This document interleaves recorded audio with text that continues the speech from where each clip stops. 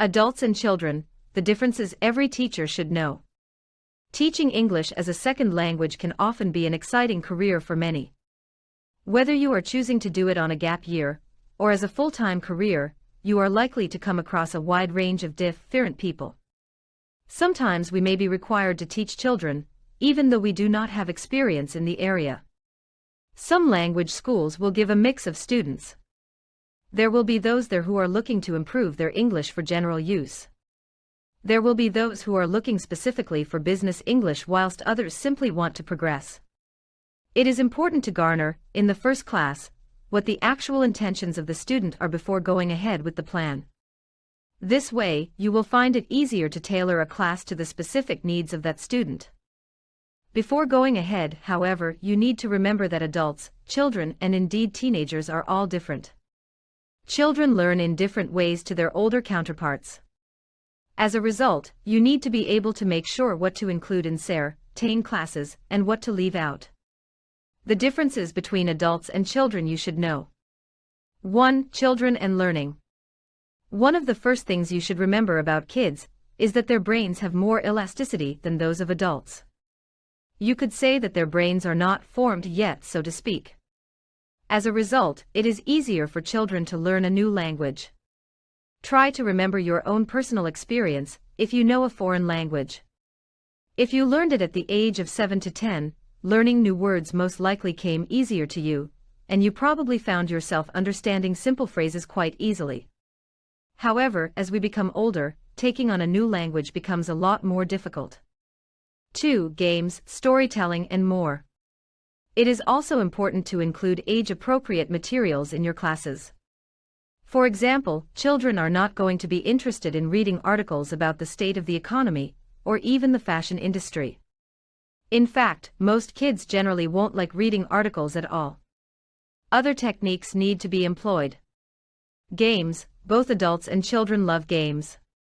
Therefore, it is important to include these as much as possible in the class. In doing this, the teacher will be able to let words sink in easier.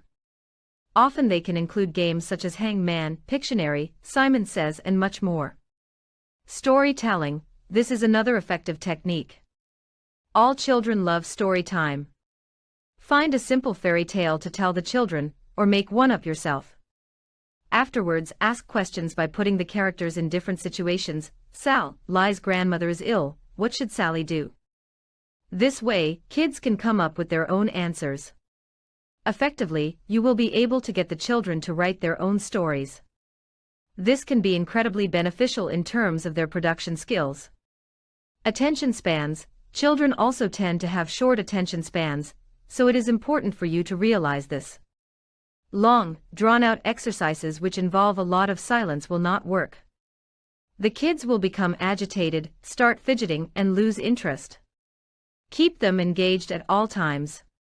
Posing questions, getting everyone involved in the exercise, and generally keeping them on their toes is always a good idea, and can prove very effective.